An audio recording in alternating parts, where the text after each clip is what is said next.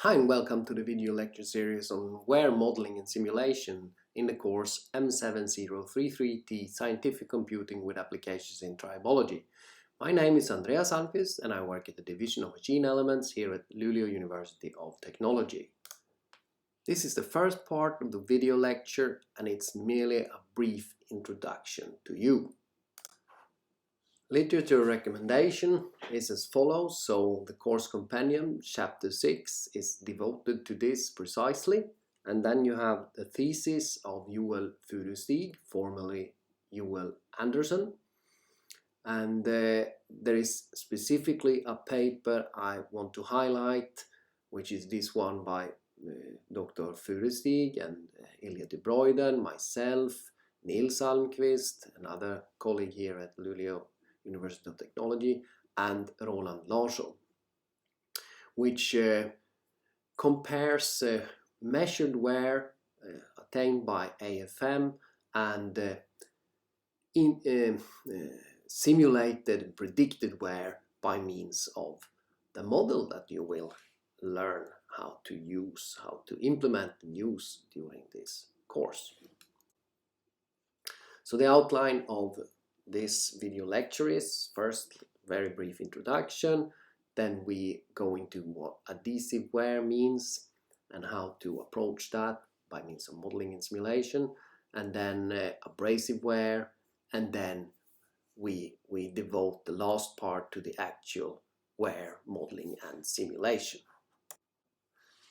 So the basis for this topic is that it's very difficult to avoid direct contact between the surfaces, and here you see on the right a hydrodynamically lubricated bearing operating under full film conditions, and then in transition zone in the middle of the slide you have the Strybeck curve, and as for example the speed reduces, we move from the full film lubrication regime into the mixed and perhaps even as far as into the boundary lubrication regime, and in the bitter end without any lubricant there and very little action by additives forming tribofilms and so on. Perhaps we are so far into the boundary that we can model that by contact mechanics. So difficult to avoid direct contact between the surfaces, and therefore wear will occur if they move relative against each other. So the intended learning objectives with this part of the course is to give you a chance to apply the contact mechanics theory, and in specific the variational principle based approach that you have learned and also had a quite large assignment on in the contact mechanics part, and then also of course to improve your understanding of wear and running in, and then learn how to differentiate a little bit between wear mechanism from a simulation perspective. So what we see here on the animation is to the left a moving flat, nominally flat, rough surface which is periodically revolving. So everything that goes out of the picture on the back is coming in here on the front, and then we have something like a sphere or a parabolically shaped body, upper body, which is softer, has lower hardness than the lower one, and it's also assumed that it is only this body that wears during this precise simulation. And what you see then on the right is precisely this. So we have flipped the parabolically shaped or spherically shaped body upside down, and we can see how it wears from its initial state as this abrasive, rough, nominally flat surface crosses over it under load. So,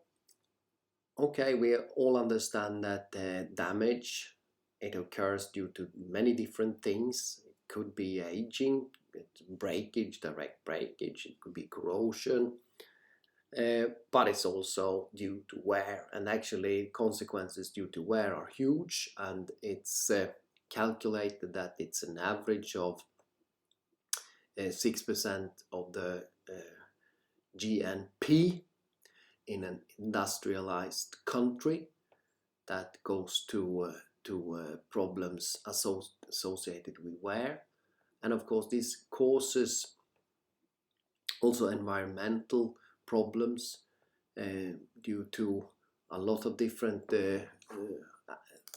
aspects, such as increasing play between parts, causing vibrational damage, eventually destruction of the worn, and then we need to produce new replacement of this. So consequences are in all aspects: economic, environmental, and societal. So this I think motivates the importance of wear modeling and of course experiments. Here is a pie chart of different wear mechanisms, and as you see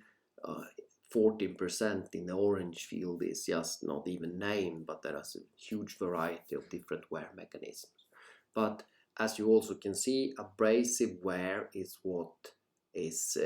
found most frequently, and then adhesive wear, fretting wear, chemical wear, and erosion. And in this course and in this video lecture, we are going to look at the adhesive and the abrasive mechanisms.